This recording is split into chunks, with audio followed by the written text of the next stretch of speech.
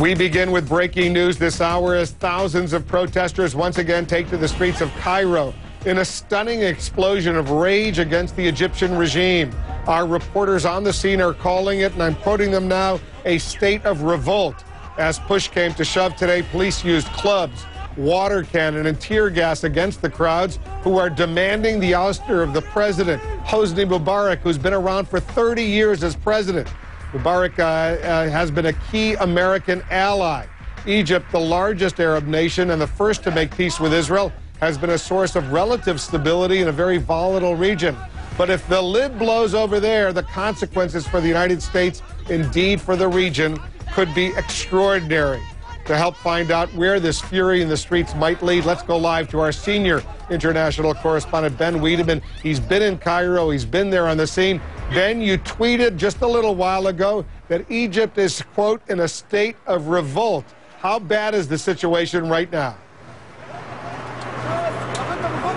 Well, right now it's relatively calm outside, but early this morning the Egyptian Interior Ministry put out a statement saying that they would tolerate absolutely no protests whatsoever. What we saw is that they tried all day to put down demonstrations, but every time they dispersed one crowd of people, another one went out into the street and started to demonstrate.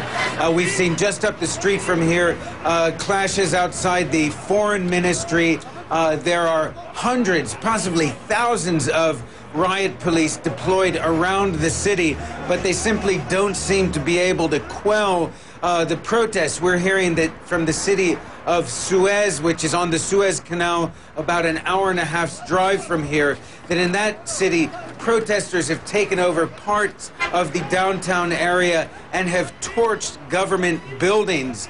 The government simply doesn't seem to know how to react to all of this. President Hosni Mubarak has made no statements about these protests. In fact, his only public appearance was at a meeting with the Emir of Bahrain, where they discussed the situation in Palestine. Wolf? Ben, is the unrest in Cairo spreading to other parts of the country? Oh, yes, very much so. In Alexandria, in other cities in Upper Egypt, they've had demonstrations in many of the major population centers. And of course, let's not forget, Cairo is a city of 8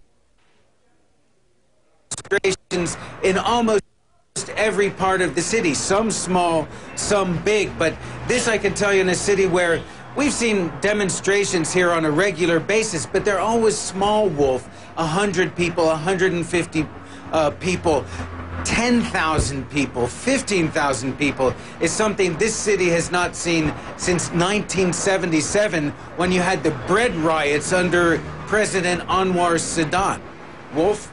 And we know that officials in Egypt have been blocking Twitter, Facebook, some internet traffic. What roles are those social network sites playing in all of this? A massive role, really. It was 2 Facebook groups that came up with the idea of the big demonstration yesterday. Word spread through the internet, through Twitter, through text messaging, and I can tell you, the entire press corps in Cairo, Egyptian and international, were stunned because we were expecting yesterday limited demonstrations in various parts of town. But I can tell you that sort of my moment of profound realization was I was driving in a taxi underneath one of the main bridges over the Nile, and I looked up and the bridge was completely full of people, thousands of people who apparently had come from Cairo University, pouring over the Nile into the center of the city. These social networking, whether it's Twitter, Facebook, or texting, has really helped mobilize and organize people in a way that most people never expected. Wolf? We're following you on Twitter, at BenCNN. We'll stay in close touch with Ben Wiedemann. Thanks very much. Tunisia may have been the spark that set off the explosion of rage in Egypt, but Egypt plays a far more critical role in the region, and a violent upheaval there could be very dangerous for the Middle East and for the United States, certainly for Israel as well. Our Brian Todd has been looking into all of this for us. All right, Brian, what's going on? We're watching this situation in Egypt very closely and with a lot of concern. Violent protests like those that upended the government in Tunisia have now reached a critical state, experiencing some real upheaval. Like their counterparts in Tunisia, they're calling for the ouster of a long-time, heavy-handed ruler. As in Tunisia, they're frustrated by government corruption, sagging job prospects, and a rising cost of living. But there's no question the stakes in Egypt are much higher than in Tunisia. If this regime were to collapse, or massive street demonstrations in response to violence and counter-violence on the part of the regime, you could see changes happening quickly in other areas. Jordan, for example, which suffers from some of the same economic and political problems. Aaron David Miller advised 6 U.S. Secretaries of State on the Middle East. He doesn't think the regime of Egyptian President Hosni Mubarak will fall soon.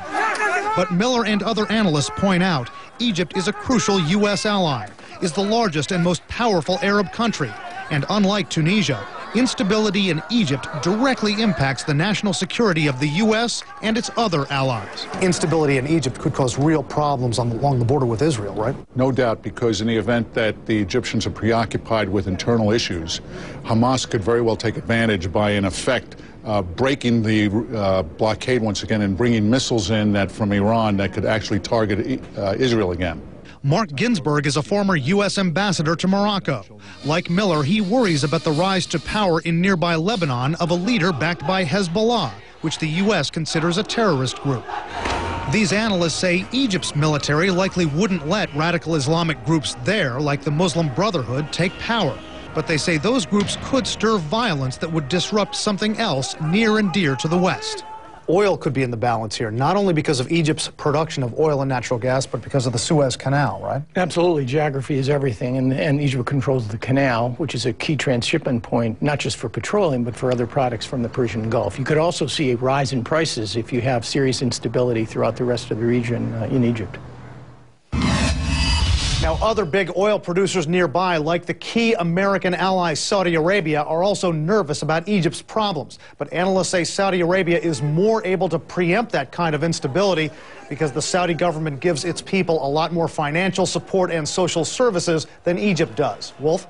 Brian, there are also some alarming parallels here with Iran. What happened in the late 70s there. I don't want to go overboard on this, but there seem to be some similarities. Absolutely, and that's a key reason for concern here. Like the Shah's regime in the late 70s, here in Egypt you have a key U.S. ally, a key player in oil production, a huge population, very influential in the region.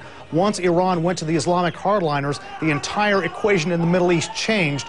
That's something that American leaders are watching very closely here in Egypt. And they're watching it closely because they don't know how important, how significant these demonstrations, the Muslim Brotherhood, which has been banned, although tolerated to a certain degree in Egypt, really is. All right, Brian, thanks very much.